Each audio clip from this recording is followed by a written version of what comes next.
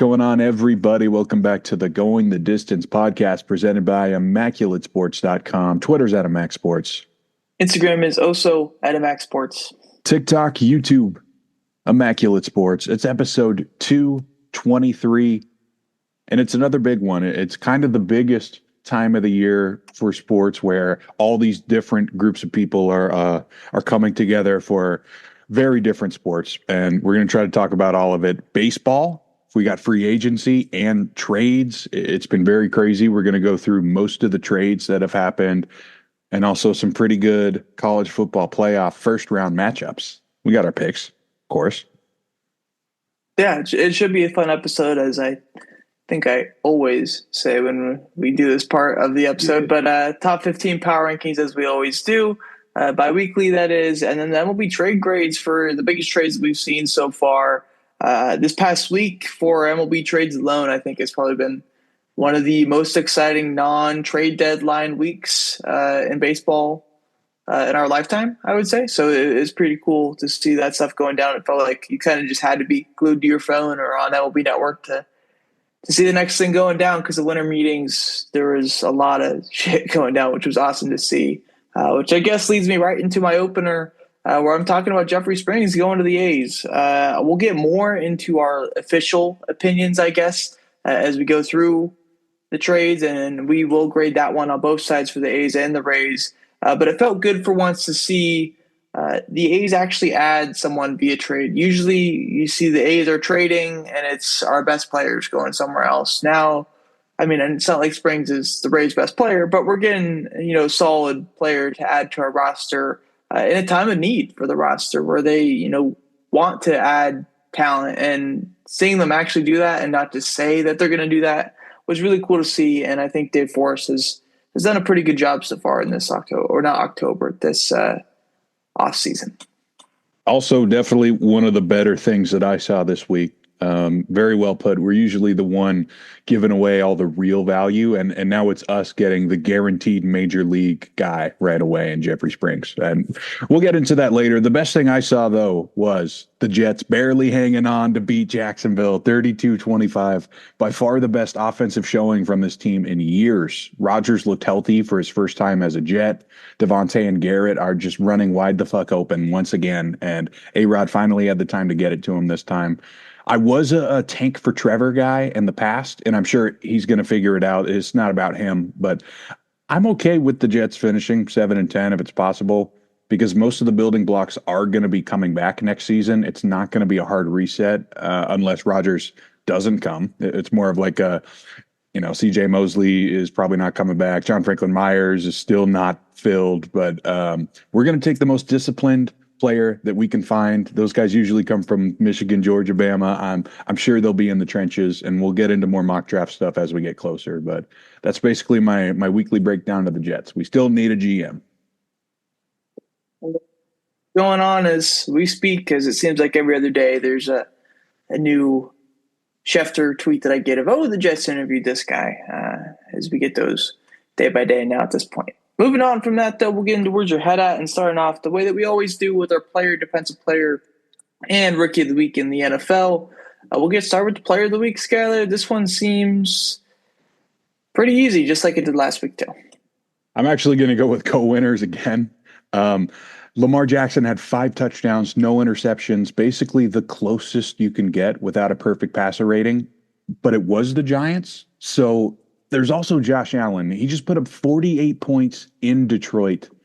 That might as well have been a perfect game, too. Over 400 yards, 4 total touchdowns. This is your MVP race right here, folks. I feel like I should mention both of them because it's pretty even at this point. Yeah, completely valid to mention both those guys. What they both did on Sunday was pretty remarkable. Obviously, I think Josh Allen's getting more of the national media notice right now because he did it in a big-time game, and a game that they won by 6 points against one of the best teams in the NFL, and Lamar Jackson did it against the Giants. And that's I'm kind of Team Lamar here in this situation. But I did end up going Josh Allen for my player of the week, 23 for 34, 362 passing yards, 2 touchdowns through the air, 2 touchdowns on the ground as well, too. It's part of his 11-carry, 68 rushing yard performance in there as well, too. 10 touchdowns over the last 2 games for him, 5 rushing, 5 passing, and then he had a receiving touchdown the week before that as well too. So just the crazy stuff that Josh Allen's done has definitely propelled him to be the favorite in the MVP race as of right now. But as I said on my Twitter last night and some other things, maybe this race shouldn't be as one-sided as it is right now. So Josh Allen doesn't get my player of the week, but shout out to Lamar as well. On to defensive player of the week. I'm going Nick Bonito, Denver Broncos edge rusher. He's having a fantastic season, and he made 2 of the best plays on Sunday from a defender in a big win over Indianapolis. He had a half sack that forced a fumble, and then that game-sealing pick 6 on a trick play. Nick Bonito is just one of those guys we get every year. He's a little undersized. He played in the Big 12 for his college career. Can we really trust him to turn into a good pro? And it's working so far. Yeah. I did also go with Nick Bonito as my defensive player of the week. They ruled it a forced fumble for a touchdown, which I don't know how they did that because I thought it looked like a forward pass to me on what Josh Downs ended up throwing right into Nick Bonito's in stride hands, going the other way for a touchdown. But I guess they ruled it a forced fumble. It would have been Nick Bonito's second pick 6 of the season. We saw him get one, was that last week or the week before against Cleveland on Monday Night Football. So he's been having a good year, not just scoring touchdowns, but he's, I believe, over 10 sacks now at this point, got a half sack on Sunday, has become one of the best defensive players in the AFC. On to the rookie of the week. I'm going Brian Thomas Jr. because I was probably one of the only people to actually watch this entire game. Sauce has definitely gotten his groove back, but the guys opposite of him in relief, Isaiah Oliver, Kendall Sheffield, they got torched by Thomas 10 times, 105 yards, 2 touchdowns. I've mentioned this before, but after watching another full Jags game, I think I can confirm they'd be 0-17 without Brian Thomas. So he gets my rookie of the week. Yeah. I went with Jaden Daniels for my rookie of the week, a close victory over the Saints, but Jaden Daniels looked good, 25 for 31, 226, 2 touchdowns through the air, as well as 11 rushes for 68 rushing yards as well, too. You could make the case that Jaden Daniels could have had a lot more in this game as well, too. He missed Terry McLaurin a couple of times when he was wide open for touchdowns, which would have made it about a 300-yard game with 4 touchdowns. Maybe some of those other passes wouldn't have happened, though, so who knows exactly what the numbers would have been, but would have been a massive day for him and McLaurin. Regardless, they still get a victory, big victory in New Orleans, and Jaden Daniels has been performing, so he's my rookie of the week over some of the other rookie of the quarterbacks. On to our top 15 power rankings. It's been an interesting couple of weeks that we've seen here since our last ranking, so maybe some shaking up towards the top. We'll see how it goes. But we'll start off with the teams that did not make it, that were on it last time, if you want to talk about any of them. In the past 4 weeks or so, whenever the last time I did this, Arizona, Atlanta, and Miami all got a little worse, lost a couple divisional games. Those guys are not in the top 15 for me anymore. The only team off my rankings is going to be Seattle. They were at number 13 for me last time. Now they are completely off of those rankings. Loss against Green Bay wasn't really the thing that changed it, but Geno's injury is definitely a thing that kind of worried me. If he is out long term, then obviously they're not going to be as good as what they were in the first 12, 13 weeks of the season. So Seattle does fall off my list, which brings us to number 15. And who do you go with there? I went with the Chargers at 8-6 to start us off. What a disappointment against Tampa. They're obviously downwards from the last time we talked about this, destroyed by Baker and company. But hey, all they got to do is beat Bo Nix on Thursday, and we all forget about that. I would kill to have their schedule this season, that's for sure. Number 15 for me is going to be where I put the Cincinnati Bengals. I did this a couple of weeks ago as well, too, where I had them at the 15 spots and then took them off this last time, and now I'm putting them back on at the 15 spots. So coming up from an unranked, they have 2 good wins against the Cowboys and the Titans. I know those teams aren't anything crazy, but they're still technically in it now at this point. If they win out against the Browns, Broncos, and Steelers, we're talking about them potentially being a playoff team with some other things needed, of course, as well, too. But they're playing good football as of late, especially on the offensive end, as they have the entire year, with just Jamar Chase and Joe Burrow being on another level. Number 14. I did keep Seattle in the top 15. Not great against Green Bay, of course. but they already swept the Cardinals. That's a massive advantage. They could get into the playoffs with just one more win over the Rams. Not bad under a rookie head coach. It's just all about that quarterback. So far, it's okay. They're still ahead of a couple of teams here like Arizona, so I didn't bump them out yet. Number 14 for me is where I put the Los Angeles Chargers, sitting at 8-6 right now. Losers of 2 in a row, and in a stretch of some pretty bad football the last 4 games. Their only win being over a Falcons team that they needed 4 picks from Kirk Cousins to win by 4 points. So it wasn't really the greatest showing there. They go into a tough Thursday night game, but a must-win game against the Broncos, which will be a pretty boring game to watch, but a big game as far as playoff implications go. They moved down 2 spots. I don't know if I said that or not. Number 13. At 13, I got the 9-5 Washington Commanders because they have some work to do before the playoffs. Luckily for them, the matchups aren't as difficult coming up, but the last time I ranked them, since then, these guys lost 3 in a row. They've done some great things this season, but I'm not sure I'd predict them to win a playoff game on the road or anything like that, so I'm going to keep them in the bottom half here. Number 13 for me, moving up 1 spot, is going to be the Tampa Bay Buccaneers. They're at 8-6 right now, and winners of 4 in a row, playing some of their best football in the season right now. 37 win over the Giants, 26-23 close game, overtime victory over the Panthers, and in these past 2 weeks, pretty good win over the Raiders, and then a dominant win over the Chargers and a 40-17 win against a defense that has been one of the best defenses in the league this year. Rest of the season for them looks pretty easy as well, too. Cowboys, Panthers, Saints. If they win out, they win the division, and I would not be shocked to see him sitting at 11-6 going into the second week of January. Number 12. At 12, I got the 8-6 Rams. I don't love the way this roster is built, but they've done what they had to do. And they're the only team in this division to not fall on their faces completely over the past month. They got the Jets, Cardinals, and Seahawks coming up. I wouldn't be shocked if they go 10-7, at least.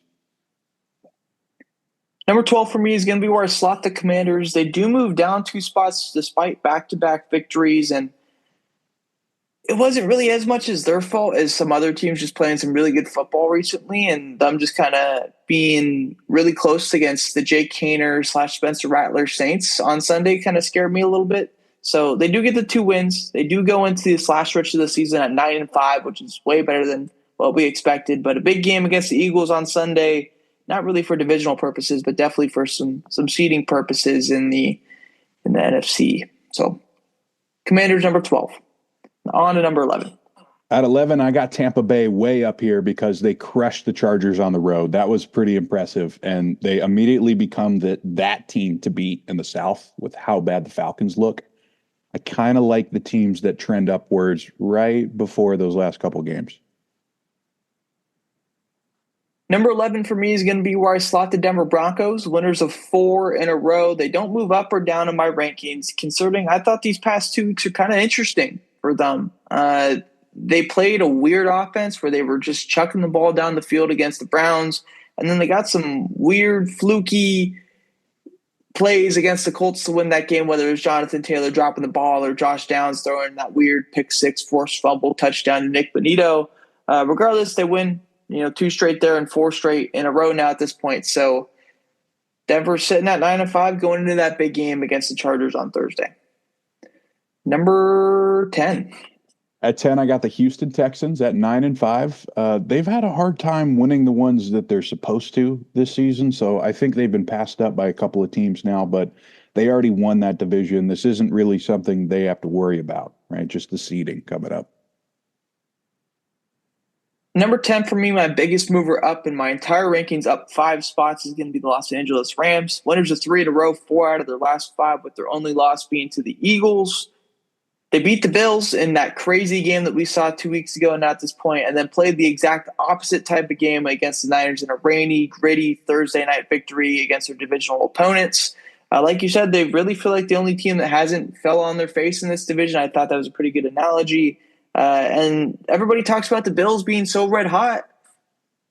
They just beat them. So how can you not like this Rams team right now? They're going into a pretty big stretch of their season, though, with the Jets, Cardinals, and Seahawks, 3 teams that are – I mean, the Jets aren't in it, but they're still a respectable team. And some aspects. And then the Cardinals and Seahawks after that. 2 divisional games. So still a lot left to play, but the Rams are trending upwards probably the most out of any team, in my opinion. Number 9. At 9, I got the Denver Broncos, probably my highest risers of the past couple of weeks here. I didn't write them all down just because it's been so long for me, but their defense is playing out of their minds right now. Shout out to Vance Joseph, comes from that Todd Bowles defensive tree, and they may not all be great head coaches, but they definitely know how to shut down top quarterbacks. They almost got that win against Kansas City a couple of weeks ago, and another team that's definitely trending upwards. You'd like to see it. Not you personally, but the young quarterback with the new coach. You like to see it. Yeah. Number 9 for me, moving down 2 spots, is going to be the Green Bay Packers. Winners of 4 out of their last 5. They split these last 2 weeks, a loss against the Lions on Thursday Night Football, and then a win on Sunday night against the Packers. Or not the Packers, they are the Packers. Against the Seahawks. Last 3 games of the season, Saints, Vikings, Bears. I like them to get at least 2 out of 3 out of those. And be a 12-win team going into the playoffs, which won't be enough for the division, but it might be enough for the 6th seed, and maybe not even the 5, which is kind of crazy to think about. Probably not the 5, actually, when you really think about it. But on to number 8. Yeah, here's where I got Green Bay. Pretty big statement win in Seattle on Sunday night. Jordan Love playing much better in the second half of the season. And the big thing is Josh Jacobs, right? If he keeps scoring in the first quarter multiple times, it's pretty hard to come back on that defense too. Some pretty good pass rushers. So they're set. They're going to be in that 5, 6, 7 range for sure. Yeah. Number 8 for me, not moving at all, is going to be the Baltimore Ravens. Past 2 weeks, they have a loss against the Eagles, close win at home, and then a big win at the Giants this past Sunday. Last 3 games of the season go Steelers, Texans, Browns. 2 of those teams they've already lost to this year, and the divisional teams, and then Texans on Christmas. Texans obviously trending upwards as well, too, with their most recent performances. So tough schedule to end out for the Ravens. But if they win on Saturday, I believe it's not Sunday for them, against the Steelers, they are going to be in a good spot for the division, I'd imagine. On to number 7. Yeah, at 7's where I got Baltimore. I agree they're playing more like a complete football team again, but you got to beat Pittsburgh, so I'm not going to put them over there. One thing to note, though, they are relatively healthy compared to normal for a Week 15, 16 matchup.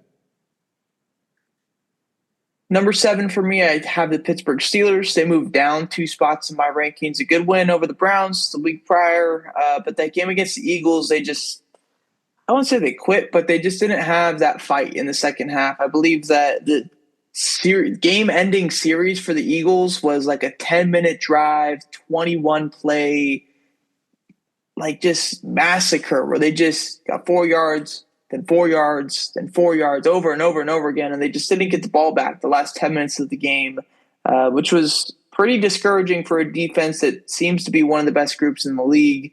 And they have a tough schedule the rest of the way through. They have that big game against the Ravens on Saturday, the Chiefs on Christmas, then facing a Bengals team in Week 18 that could be fighting for a playoff spot as well, too. So downwards trending for the Steelers, but I still like this team a lot, especially if their defense plays well over the next 3 weeks. Number 6. Yeah, here's where I got Pittsburgh. So we're pretty close here. Like I said, I couldn't put them below Baltimore. They have that head-to-head, and most of the time that's good enough. But it's really weird to see them get out-toughed. And I actually think that says more about Philly, and we'll get into them in a little bit here. But, yeah, the first time Russell Wilson's looked human this year. Definitely not a great look. That's for sure. Moving up 3 spots to the number 6 spot for me is going to be the Houston Texans. They wrapped up their division on Sunday with the win over the Dolphins. Winners of 2 in a row, 3 out of the last 4. That win over the Dolphins really felt like a big victory for them to move up a step. I know the Dolphins haven't had the greatest year so far, but they've been playing good ball out of late. Felt like a potential upset. And the Texans, I think, played a really good defensive game and got the job done when they needed to. They go into this last stretch of the season, Chiefs, Ravens, Titans. Titans they already lost to, so I guess that means something, even though the Titans are probably the worst team by quite a wide margin.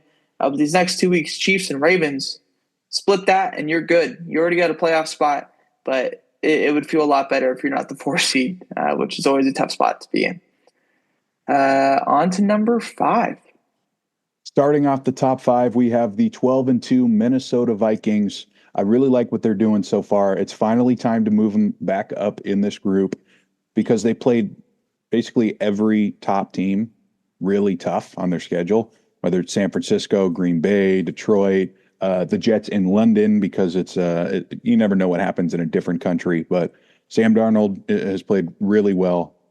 Helps when you have 2 really good receivers, too. They got Seattle, Green Bay, Detroit coming up. Number 5 for me is also going to be where I slot Minnesota, moving up 1 spot on my rankings. Winners of 7 in a row now at this point, but the last 2 weeks felt very comfortable, which is kind of a difference for this Vikings team so far this year. At least in the first 5 games of that win streak, there weren't a lot of close victory, or there weren't a lot of spread out victories, but 21-point win over the Falcons and an 18-point win over the Bears is exactly that. They control their own destiny in the division, which I think is really cool for them, and that's obviously something that they wanted. Potentially a game of the year, Week 18 matchup. Probably would be Sunday night for the division, Lions versus Vikings. I don't know if they went out, if they would get the number 1 seed, since Philly would have the same record of them. I'm not exactly sure what the tiebreaker situation is there. But controlling your own destiny is exactly what you want, and I'm sure that's what Kevin O'Connell is preaching to his guys right now. Number 4. At number 4, I got the Detroit Lions, also at 12-2. I wanted to put them right next to Minnesota, kind of because I guess we're all hoping for that Week 18 Last Supper game for the division. The first time they haven't been in the top 2 for me in a while, and I am a little worried about their defense. Not necessarily their chances of winning the NFC, but winning the Super Bowl, yeah, I'm worried. Yeah, number 4 for me is also going to be the Detroit Lions. They moved down 3 spots from the number 1 spot that I had them in a couple of weeks ago. The next 2 games, Bears and Niners, they should win pretty handily, but that game against the Vikings is obviously the big, circled one that they have in there. It sucks with this team. I mean, I think everybody's rooting for this team to, at least, make it to the Super Bowl, whether they win or not. People have their own opinions, but it sucks seeing this team go through so many different injuries, whether it's Monty McNeil, Carlton Davis. The stuff that they just had this week alone was ridiculous. And obviously it makes their defense a bit subject. It makes their offense a bit subject now, if not having that David Montgomery, just consistent force in the backfield. Obviously, Jahmyr Gibbs is probably the better back, so maybe it sparks their offense even more with Gibbs getting the ball 25 times a game instead of 15. But they do move down 3 spots because of the injury. So number 4 spot's a new home for the Lions, unfortunately. Number 3. At number 3, I got Buffalo at 11-3. They've given up a ton of points this season, but when you can beat Detroit at their own game, things must be going pretty well. Don't forget that these guys are still undefeated at home this season. That'll probably stand deep into the playoffs, too. Nobody wants to play there in January. Buffalo's my number 3 spot as well, too. They actually don't move in my rankings because they are 1-1 within the past 2 games, even with that win over the Lions. Their defense allowed 44 points 2 weeks ago and allowed 42 points this past week. So not the greatest showing on that end. Regardless, they still get a win in there due to how good Josh Allen's been at quarterback and these other weapons as well, too, really coming on as some strong targets and useful pieces for Josh Allen to get the ball to. Next 3 games, Patriots, Jets. Patriots, they should be fine, and I would be shocked if they lose any of those games. And being 13-3, they should be a 2 seed in the AFC. Not a bye, though, unfortunately. Number 2. At number 2, we got the Chiefs. It was a nice couple-week run of them outside the top 2, but they're back because we're seeing the same script as usual every year. They want us to worry about Mahomes' ankle. They want us to worry about the loss to Buffalo. But the truth is they have far less issues than all the other AFC teams who can't stop a nosebleed right now because this is a dominant defense. Yeah. Number 2 for me, moving up 2 spots, is going to be the Philadelphia Eagles. They now hold the longest win streak in the NFL at 10 wins in a row. Something interesting about the Buccaneers, because they were the last team to beat the Eagles. Yeah. They also beat the Lions. So the pretty high credential victories for the Bucs this year.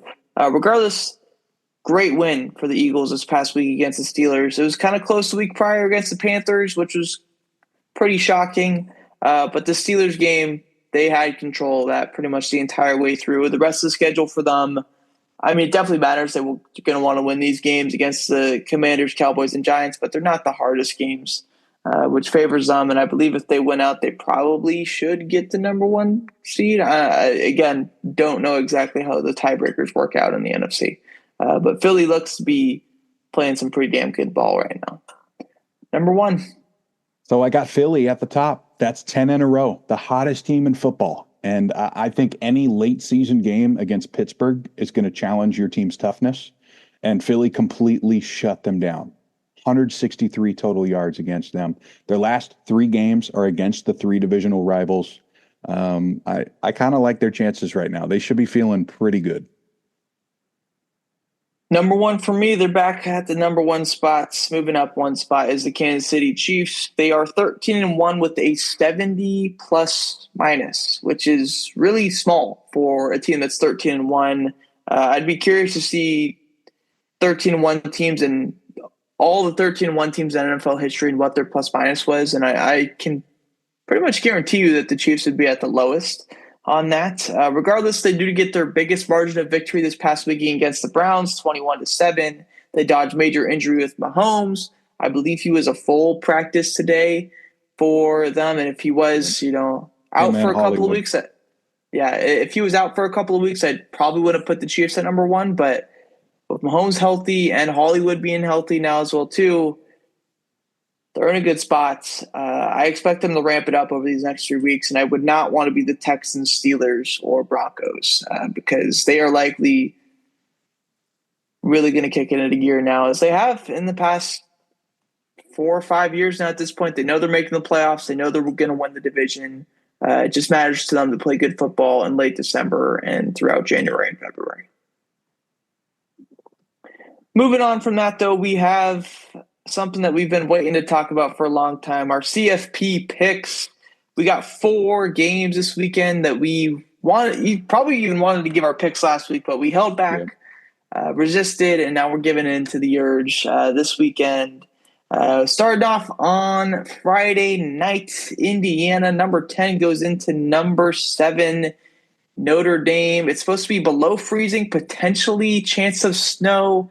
How do you think this game plays out, Skyler, and who do you think is going to win it? Notre Dame's been on a mission ever since their loss to Northern Illinois with a rushing attack comparable to podcast favorites, Boise State and Army. But anybody can lose. This is college football, right? They're amateurs. Anything can happen. We just got to remind ourselves that.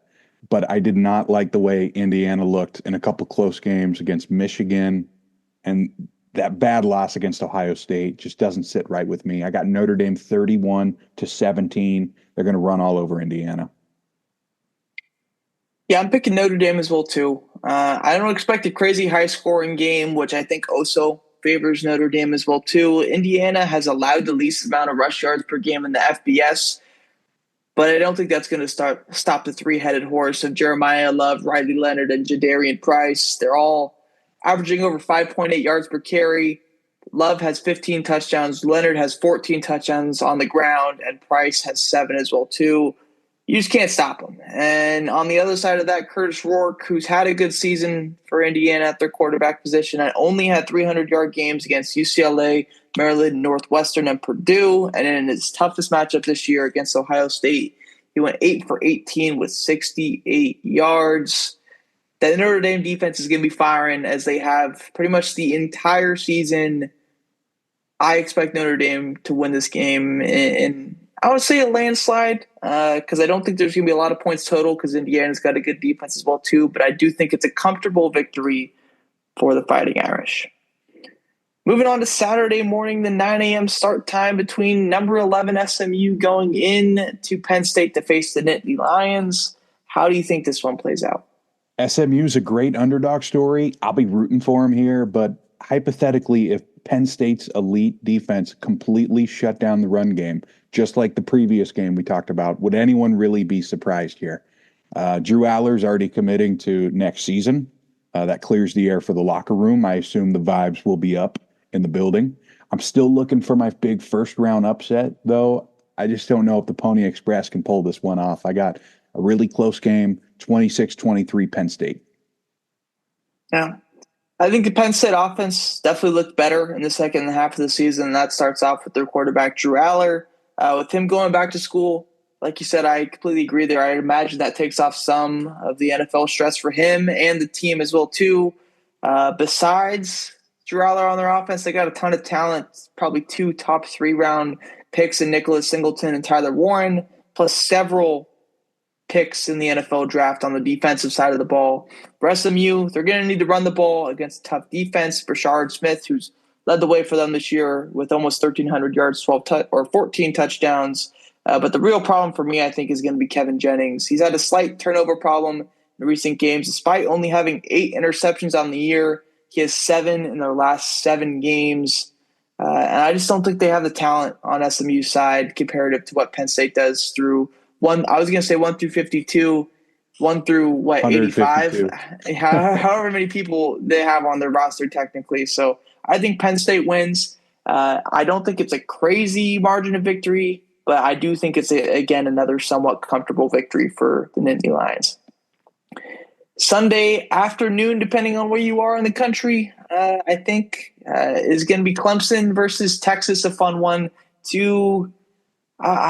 Can you call Texas a blue blood right now? I think you can kind of call Clemson in our college football lifetime history, but Texas has definitely, and maybe when we were younger, but this is an intriguing matchup for me. Who do you think comes out in this game?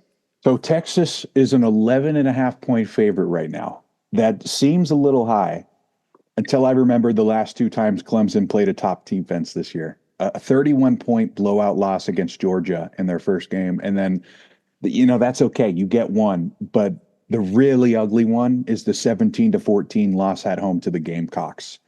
I don't know what in the world is wrong with Quinn Ewers right now, but I bet you they score more than 2 touchdowns. Texas wins 27-16. Yeah, I'll start off with Texas's team here. I think the offense has looked pretty bad since their first loss to Georgia. I talked about this last week, I believe, on the podcast. Outside of the Florida game, where Ewers had 333 passing yards and 5 touchdowns. Since that first Georgia loss, he had 2 interceptions against Vandy, only 176 yards against Arkansas, only 191 against Kentucky, 219 in an INT versus TAMU, and 2 interceptions in this last game against UGA. I think the run game has multiple looks, but I don't think any of them are a dominant run force, whether that's Quintavion Wisner or Jaden Blue. And the defense is debatably the best in college football, but Clemson has had a stellar offense, especially in the second half of the season outside of that Carolina game that they had at the end of the regular season. On the Clemson side of the ball, Cade Klubnik's been dominant ever since that first loss to Georgia, the week 1 neutral site game. He had 262, 4 touchdowns, and no interceptions in that ACC championship game against SMU. Phil Maffa, 1,100 rushing yards this year. The defense is not great, but that offense for Texas doesn't surprise me either. My overall note in here is it's going to be a good Texas defense against a good Clemson offense and a mid-Texas offense against a mid-Clemson defense. And with how the picks are, I want to go Clemson, so I'm going to pick Clemson in this one as a big upset pick here. I wanted to. It all sets up Saturday night, though, for potentially the best matchup in this first round. We have number 9 Tennessee going to number 8 Ohio State. It's going to be a fun one. How do you think this plays out? Yeah, what an epic first-round matchup we get here. Another situation where the Ohio State -7 line doesn't fully express how evenly matched these two schools really are. But it's because Ohio State doesn't lose at home very often. That's probably why. I really think we could see a shootout, though, in this one, which is funny because both these teams got here because of their great defenses. I got Ohio State 38-35. If Tennessee plays from behind, they're not going to be able to run as much with Dylan Sampson. That's the X factor.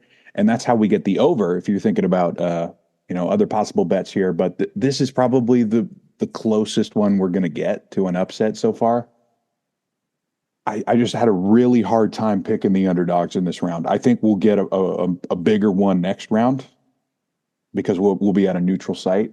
But I feel like I still have to pick Ohio State at home.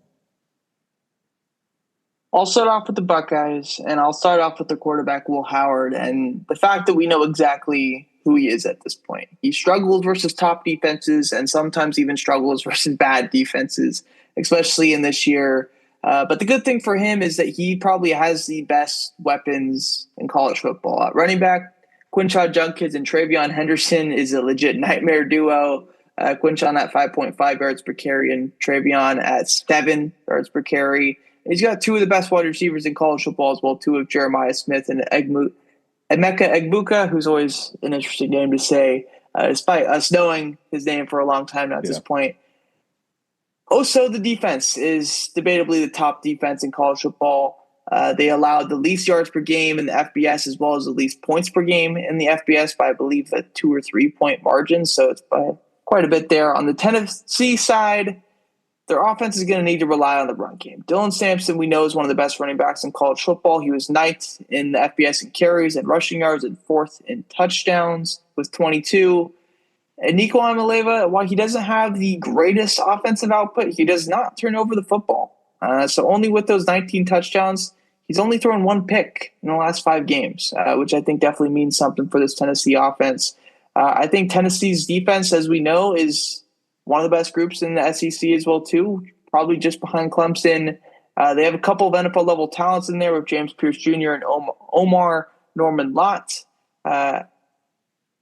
So I don't think they're good here. I think some of the history for Ohio State as well, too, they don't lose at home often, but they're historically bad against SEC teams and can be on upset alert in this one. I'd expect this game to look similar to the Ohio State-Penn State game that we saw this year, where both quarterbacks weren't told to do much. Penn State, we know, relies on the run game. I think Tennessee does it even more. And I think Will Howard definitely relies on his playmakers as well, too. I do think Ohio State wins it, but it could be like 16-13 in my mind. I don't see it being a shootout. Gonna be fun either way. Yeah, definitely. We could all be wrong, too, because that's college football. You never know in this sport.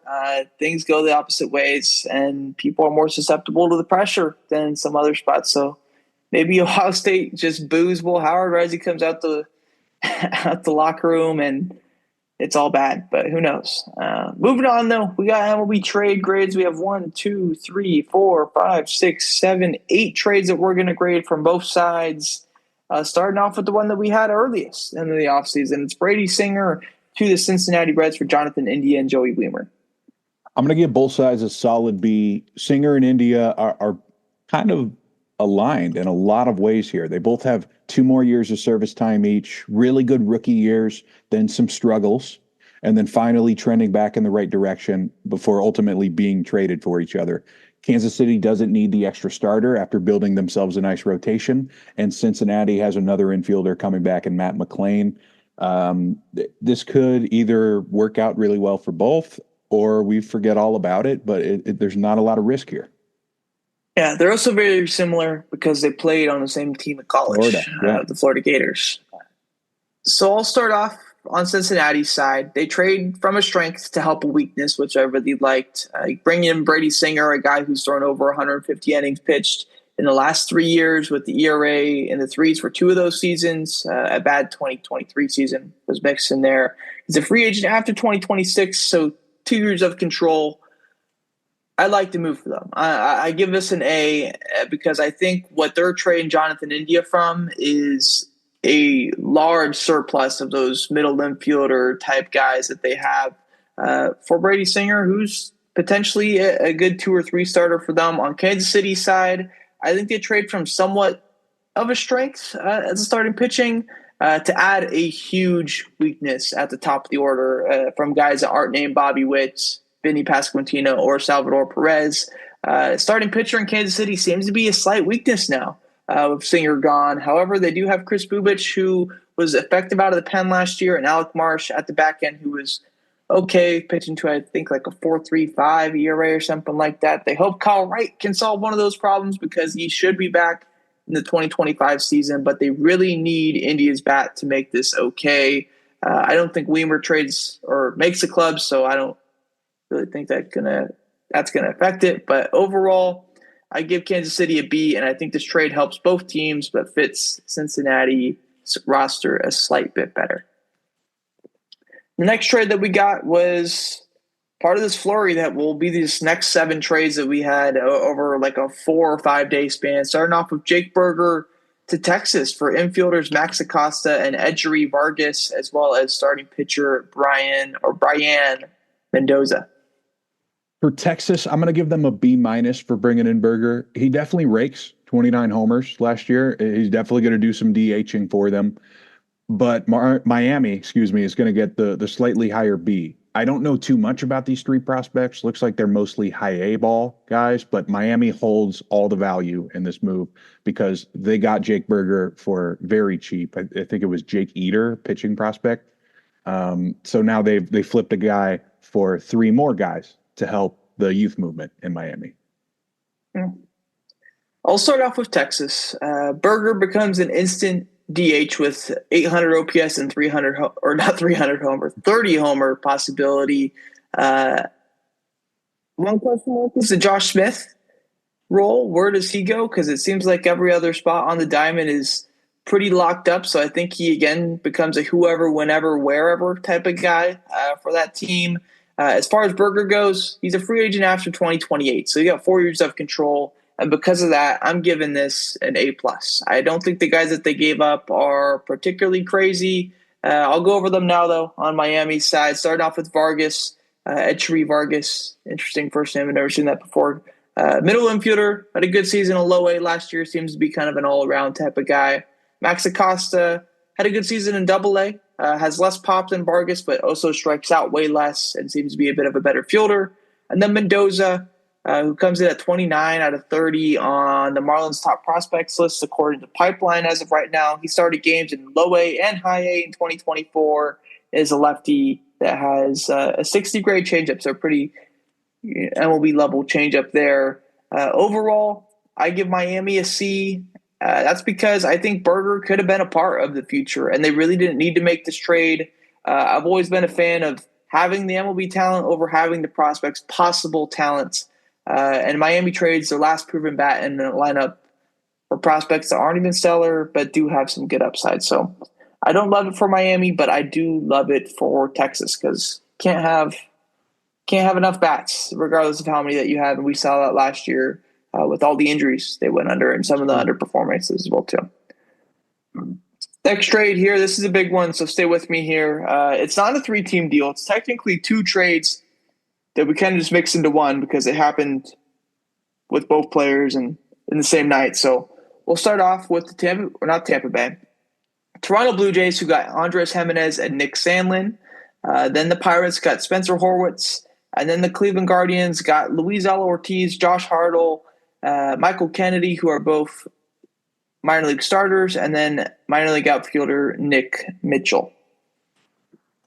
So I'll start off with Cleveland first because I have the highest grade for them, an A, because they're clearly getting ready for the future. They clear a spot here for Travis Bazzana at second.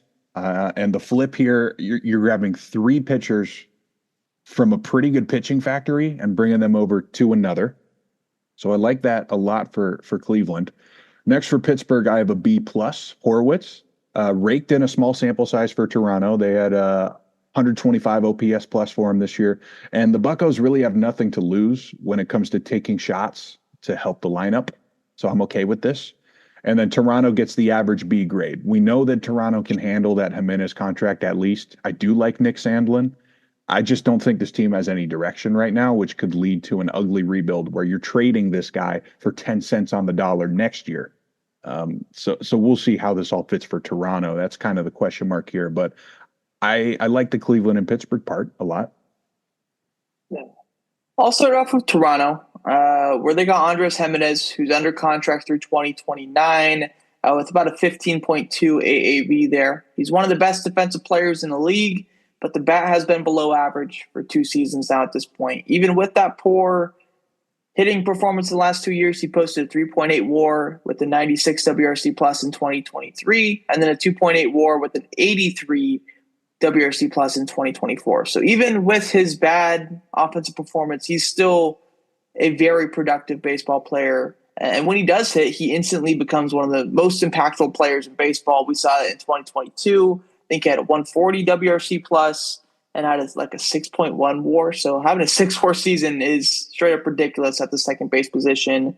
Regardless, it makes no sense for the Blue Jays to add this guy. Like, they traded Horwitz, who was one of their better prospects, even though he's 27. Like, Toronto doesn't have a good farm system to start with, and it got worse from this. Gimenez, who I would like on a winning team, is not a guy I would like on a losing team, and I think that's what Toronto is right now, especially now that they didn't get Soto and they didn't get Ohtani last year, and Vladdy Jr.'s going into a contract season, and Bo Bichette just had a down year. There's a lot of moving pieces that I just don't like, and it's a big contract. I would have held back from them, so I give him a C+, because I do still think Gimenez can be a really good player. For Pittsburgh, they only get one guy, Spencer Horwitz, but he's a very intriguing bat with 6 years of control. Like I said, he's already 27, but in his first real big league season last year, he posted a 127 WRC plus.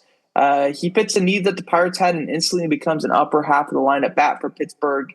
And they mainly only gave up Luis Ortiz, who was good for them last year, but would have battled for a spot in that rotation with the amount of arms that they have. So I give Pittsburgh an A on this one. I think they did really good. Last one is Cleveland. I'll start off with Luis Ortiz. He had a surprisingly pretty serviceable year for the Pirates last year.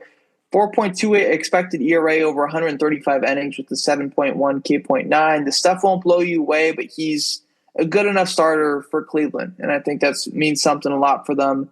Kennedy and Hurdle are both left-handed starters that are strikingly similar, who don't throw ridiculously hard, throw strikes, and rely on their sliders to get outs.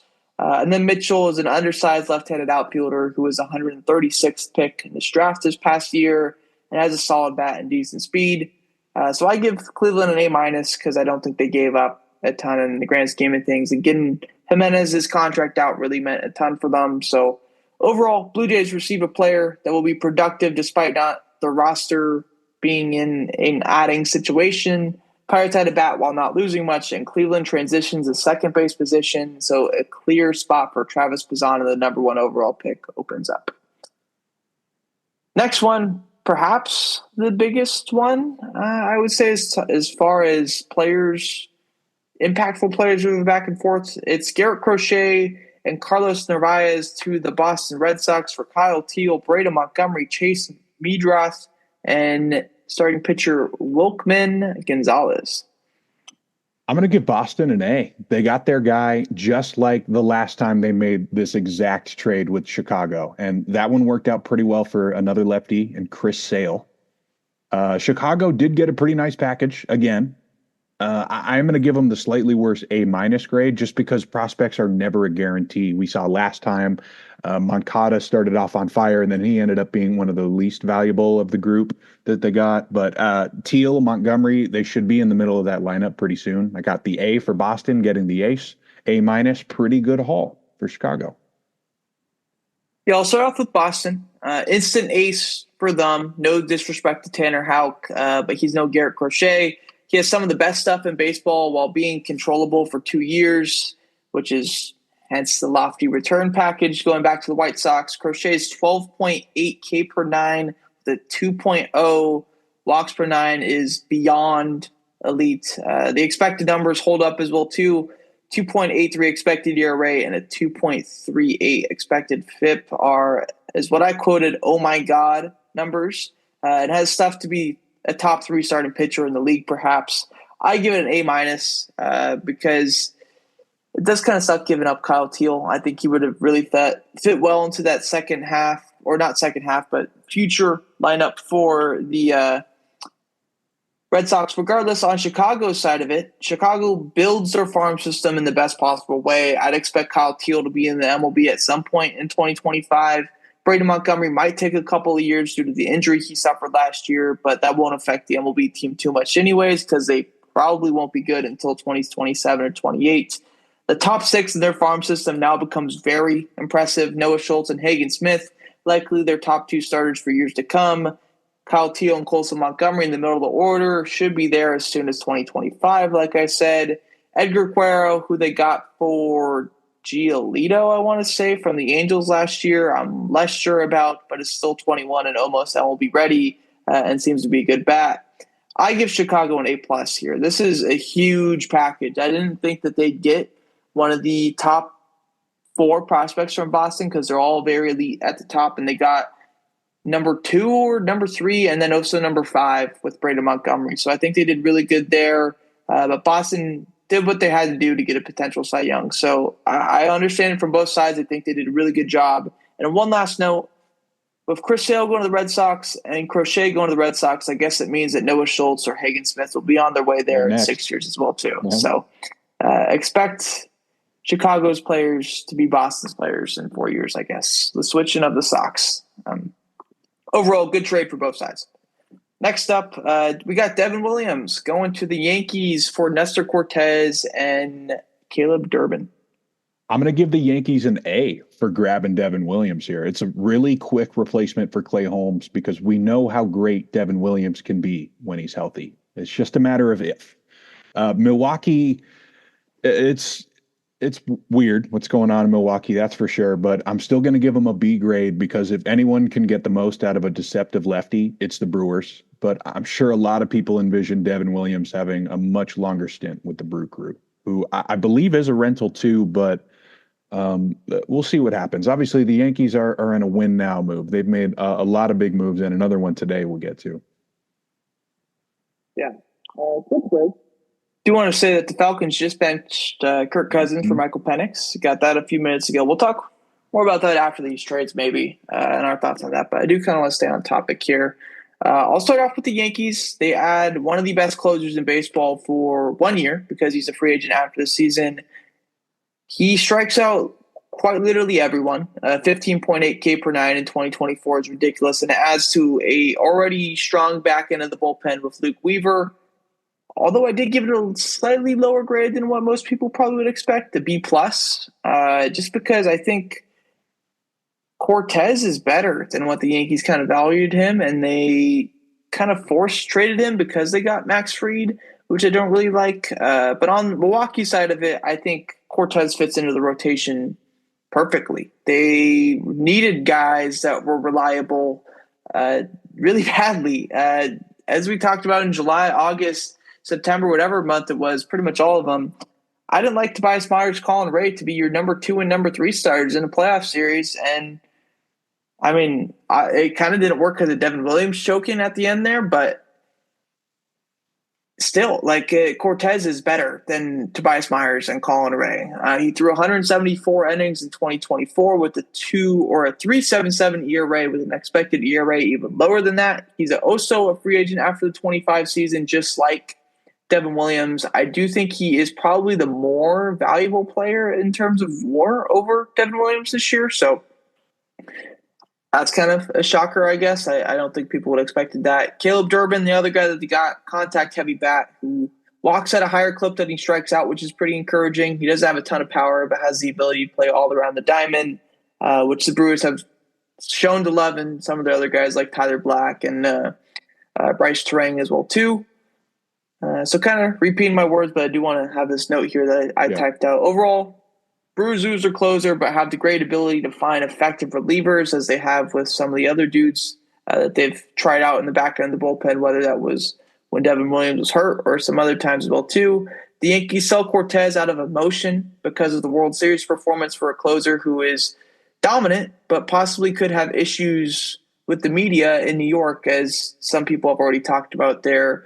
Was him having some problems with the Milwaukee media, I guess, and if you have problems with the Milwaukee media, you're probably not going to do the greatest in New York. But still, I don't want to feed into that narrative too much. I still think both teams are good. Milwaukee gets an A. New York gets a B+. I agree. Another trade based off of emotion, 100%. Yeah. Next up, another big trade here. We have Kyle Tucker going to the Chicago Cubs for Isaac Paredes, Hayden Wesneski, and third baseman 2024 first-round pick Cam Smith. Yeah, I got to give the Cubs an A for this one because Kyle Tucker has been an elite player for a while now. And we know just how much a rental outfielder can do with that one season. Look at the Yankees, what Juan Soto did. You know, I think anything's possible in 1 year, so I'm not gonna to knock the grade on that one. Houston, I know he's a rental, but if it definitely feels like a B plus return for an A plus player still. Paredes should be fine in that ballpark. It all comes down to Cam Smith, in my opinion. I've seen grades all over the place with this guy, but he did dominate at Florida State. That's what I know for sure. Just half a season of minor league ball. We got to wait and see what happens with this, if they can re-sign him. You're also off with the Cubs. They get one of the best players of baseball in a contract here, and if we've seen anything over the past 4 or 5 years, you want that really good player in their contract year because they usually end up doing some remarkable things. But this move needs to result in winning because if it doesn't, Tucker's gone, and so are some of your best young players in Paredes, Wesneski, and Cam Smith. So, unfortunately, I don't think the Cubs are going to be that good of a team even with Kyle Tucker. I know they can maybe sneak into a playoff spot, but I don't think they're a World Series caliber team. So I give this move a C, shockingly for them. On Houston's side, I think they did great because they didn't feed into the emotional factor. They fed into the how are we going to get the most wins possible. It would have been nice to have that extra year of Kyle Tucker, but when he walks and you don't get anything for him, that's what's really going to suck. Here they get Paredes, who is going to fill Bregman's spot at third base most likely and is controllable through 2027. His pull side swing fits perfectly. Probably the best in the MLB with the short porch in left field. Hayden Wesneski is a guy who I liked when the Cubs got him from the Yankees, I want to say. And could end up being a starter, but definitely has the ability to be successful on the back end of a bullpen as well, too. And then Cam Smith, who instantly becomes Houston's number one prospect. Like I said, the 14th pick in the 2024 draft kind of seems like the full package at third base and is only 21 years old, so the sky's the limit with him. We've seen Houston turn some pretty bad prospects into some pretty good prospects. So when they get a great prospect, you can only imagine what they're going to do with him. Overall, the Cubs add that MVP level player in what becomes a must-win year for them. Houston makes a tough but smart move for longer-term success, not sex. That was awful. Since signing Tucker seemed unreachable. So I give Houston an A in this one. Chicago gets a C. So kind of flip-flop grades there. But we'll see who ends up being the smarter one here. If Tucker goes and signs with Boston, it becomes an immediate A+ for Houston, of course. Exactly. But if Tucker, signs the 12-year deal back with the Cubs, and it's because they made a playoff spot or something like that, and he enjoyed Wrigley in August or something like that, then it's completely worth it. So we'll just have to wait and see. But nobody's determining a winner on December 17th before any of these players have played a game for the squads. Next up, we got Jeffrey Springs and Jacob Lopez going to the A's for Joe Boyle, Will Simpson, and Jacob Waters. I got a solid B+ for both sides here. I love a good high risk, high reward trade when it's two teams that are used to this kind of thing. Oakland hopes to revitalize Jeff Springs' career very similarly to a fellow lefty, Brett Anderson. I've made that comparison to you a couple times, and I'm sticking by it. If we can bring back an old Brett Anderson and get him back to all-star shape, I guess they can fix any lefty crafty pitcher, just like Milwaukee. And then Tampa, of course, too. They get a filthy new piece to add to the pitching staff, Joe Boyle. I was a fan. Obviously, we may not have all the time in the world to rebuild him before he gets his dream shattered in Sacramento. So good for him. I'm happy he's in a comfortable environment. Field playing the games. For the A's, though, I'll start off with them. Springs becomes a second starting pitcher added by the A's this offseason. When healthy, he's really good and looks to be that way after an injury-riddled 2023 and 2024 campaign. Coming off of Tommy John. His contract goes through 2027 with the club option for that 27 year. So could be 2 years if he's bad. If he's not, then you got an extra third year of him for pretty cheap as well, too. I give the A's an A here because it fits. The A's are the A. And I think this actually is a good move for the state of the team because of the project that Joe Boyle is. Yeah. And I'll talk about that right now with the Rays. He's the perfect Rays pitcher. He has great stuff, but terrible, terrible, terrible command and a problem that definitely needs fixing. But if the Rays do fix him, he becomes a possible ace. The other prospects, Will Simpson, I think could be an MLB level bat someday. Jacob Waters, I don't know, maybe he finds a way into a bullpen at some point, but I don't think too much of him. This trade is about Boyle, but as far as the A's situation goes, like the A's weren't going to rebuild this guy. They tried to last year, it didn't work, and they said, you know what, let's cut our ties right now while we still can, and get a guy who's pretty good in Jeffrey Springs. Obviously, Tampa Bay has the ability to turn him into something great. That's why I gave him a B plus and not, a D for acquiring a 6 ERA pitcher or whatever he was.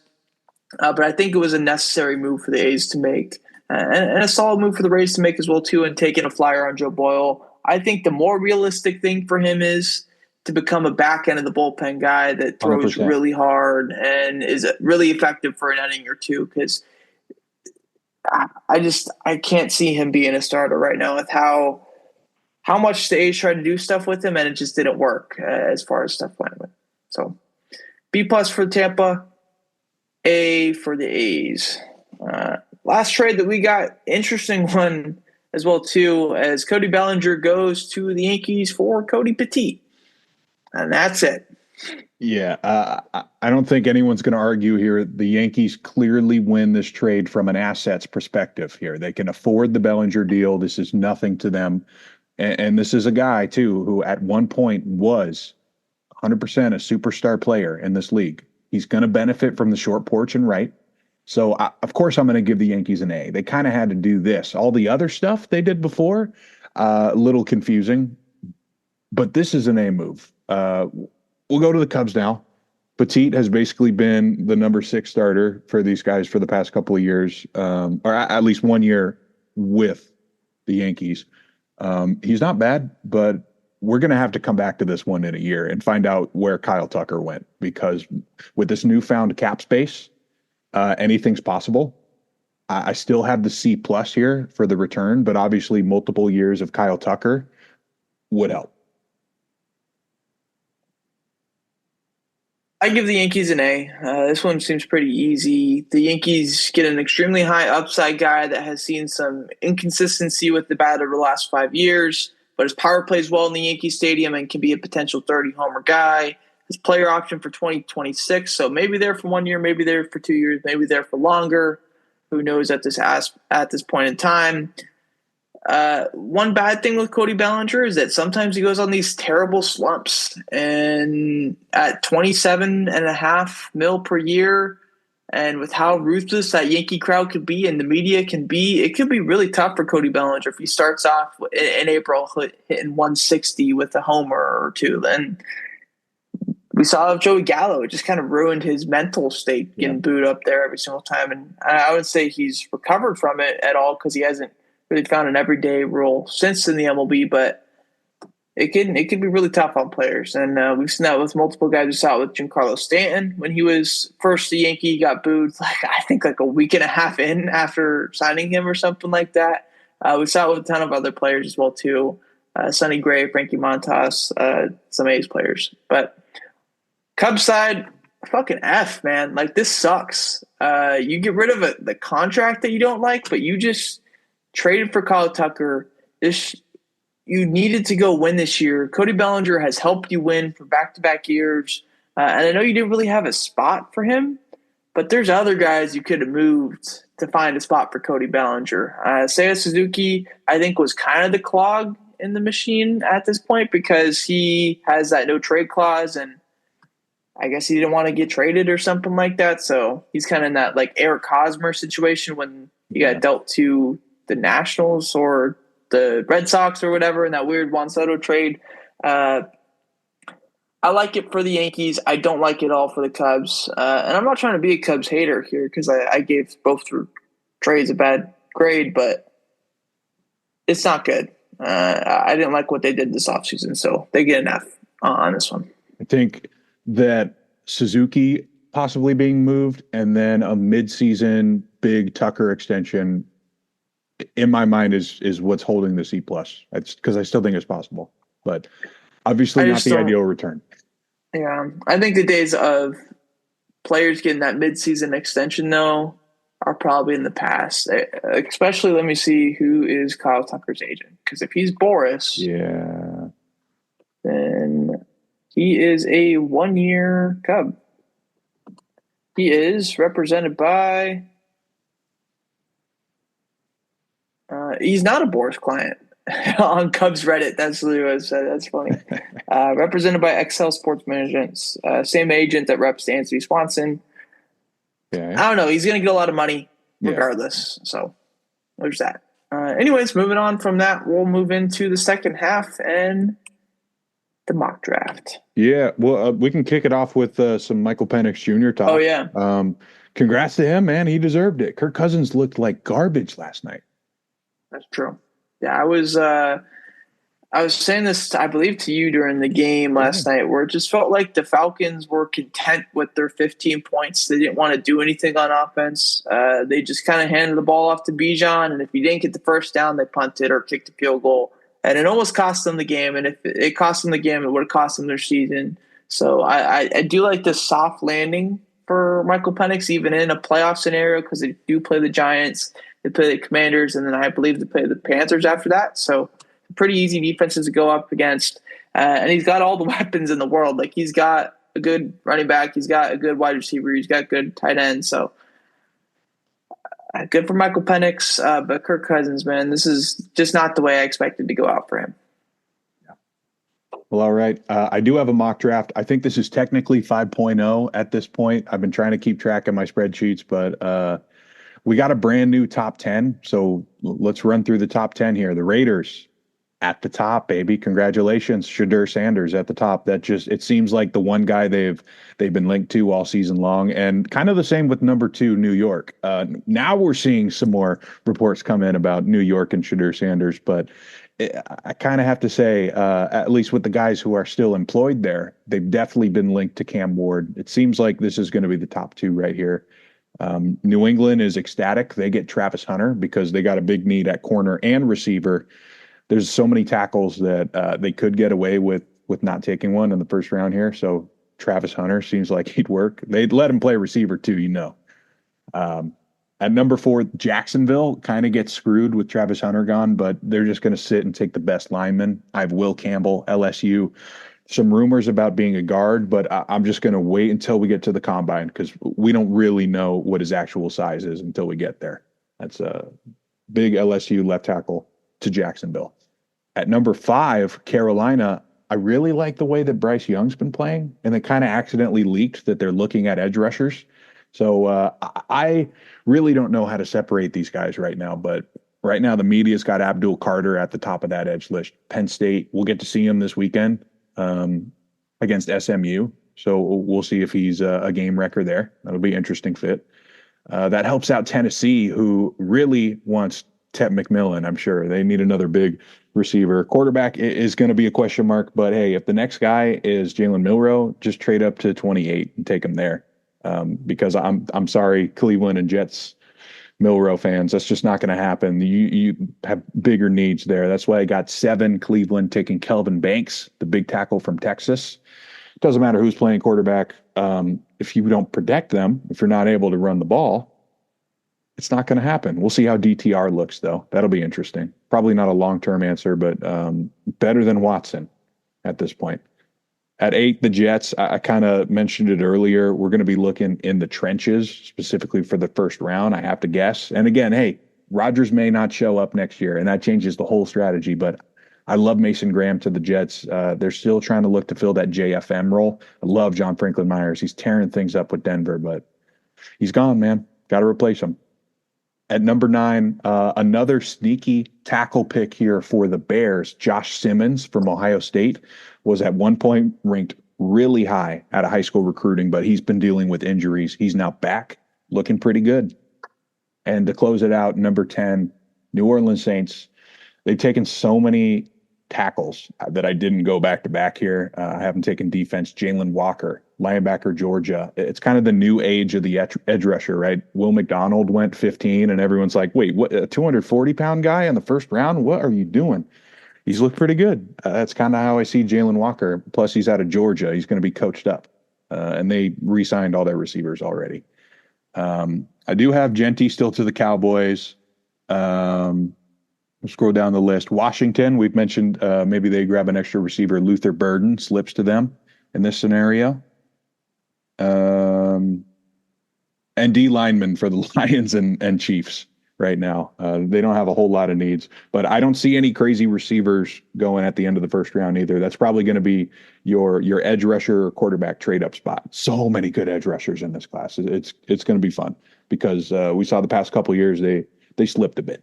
So there's the mock draft. I can't wait to get even deeper when we can watch these guys play either in a playoff game or in an all-star game format. All right. You got anything to add to that? All right. Well, next thing I got, transfer portal. It's already open, right? We haven't even played playoff games, and the transfer portal fully open and taken over right now. So far, Ole Miss has been the busiest school to kick things off. They've grabbed 4 former 5-stars who haven't gotten their shot. But until things are official, I'll stick to quarterback talk now because there's some good quarterbacks who've already moved. We'll start things off with Connor Wiegman, Texas A&M. He'll be going to Houston. He'll be able to rewrite the story in an air raid offense, or maybe NFL scouts looking at some bad film from A&M and do something similar to what Kyle McCord did, rewrite the story like he did at Syracuse, but at Houston this time. Another guy with a down year was Miller Moss from USC. He's going to be going to Louisville, another guy who didn't really have that breakout season he was hoping for, moving into that more offensive-friendly environment. I had Miller Moss as a 4th-rounder comparable to a Brock Purdy after they beat LSU, but he didn't finish strong, so we just got to wait and see. A guy not a lot of people have talked about, it's Darian Mensah from Tulane. He's going to Duke. The redshirt freshman was a pleasant surprise for the Green Wave this year, but it looks like he was possibly using that developmental school to propel into a bigger conference, not really stay around. So we'll see what he could do with a slightly better team around him. There's a few other guys I wanted to mention too. They haven't signed yet, but they do have rumors. So we'll start off with John Mateer. Amazing year at Washington State. And here's the dark side of our most recent realignment is the most talented quarterback on the West Coast is now out. He's rumored to have a meeting with Oklahoma. We talked about this last night. Seems like a pretty good fit. Little veer and shoot over there. Great athlete. The next guy's a similar situation here. Fernando Mendoza from Cal. Like I said, similar story. He's from Miami. He played well against them on primetime. And the rumor is he goes back home to take Cam Ward's spot. I would love that for a former Cal player and be disappointed that one of their better quarterbacks is leaving once again. This time it's just not for the NFL. It's for a different school, man. Another guy who, we actually do know where this guy's going. Jackson Arnold. He has chose Auburn, the former Oklahoma Sooner. Rough first year, but my problem with this isn't with Arnold himself to figure it out. It's Auburn. Auburn has failed over and over again at developing these decent quarterbacks and just not even getting close to getting drafted. So I worry for Jackson Arnold, but he does have 3 more years to figure it out. And then the last guy I want to talk about, Malik Murphy, was a backup at Texas, pretty good year at Duke, and now he wants his shot in the SEC. He's already got visits with Kentucky and Alabama lined up.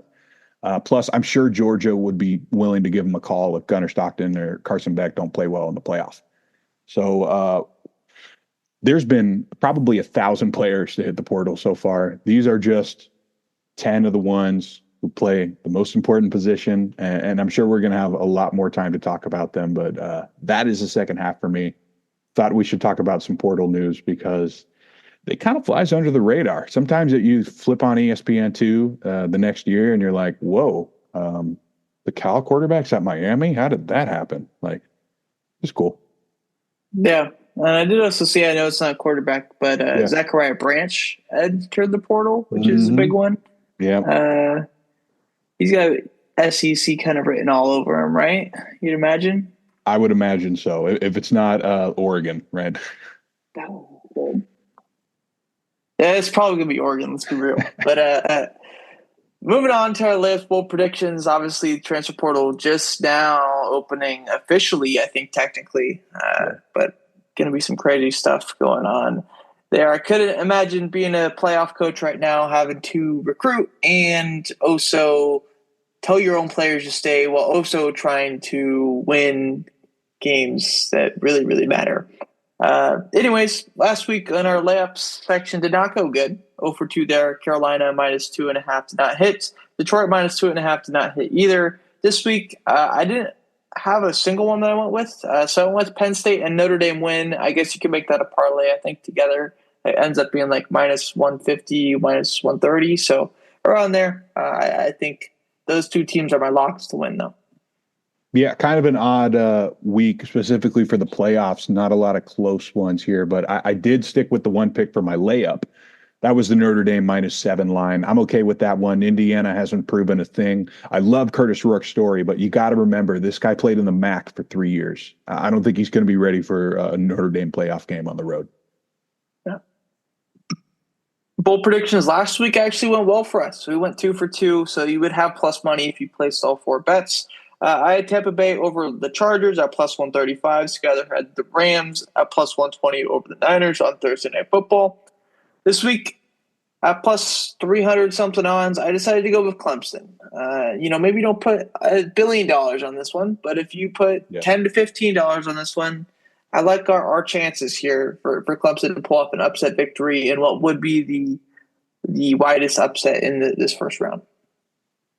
So for my bold prediction, I'm going to do the 2-pick thing here because I didn't find a good money line I liked. And my first pick's an FCS game. I got the Dakota Classic, I guess. I don't know what their actual rivalry is called, but in the second round of the FCS playoffs, it's going to be North Dakota State hosting South Dakota State. North Dakota is an underdog. They haven't been their normal dominant self, and they don't do money lines in the FCS. So I'm going to add Kansas City to this one. The Chiefs, they're going to beat Houston.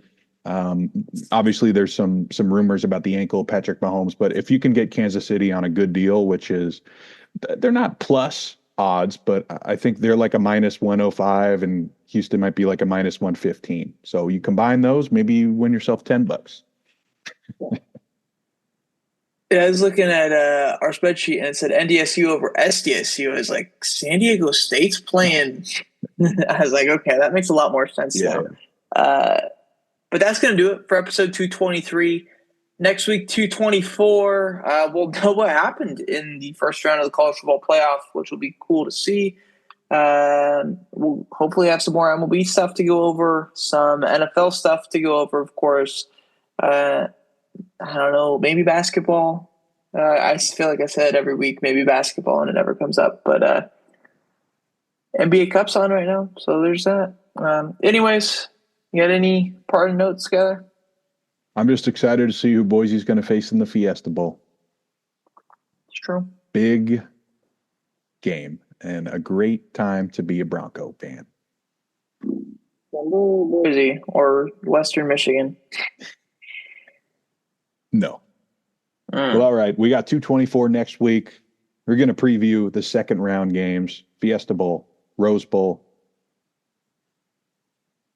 Cotton and Sugar. Along those lines. We'll get to it next week, but until then. Yeah. See you in the next one.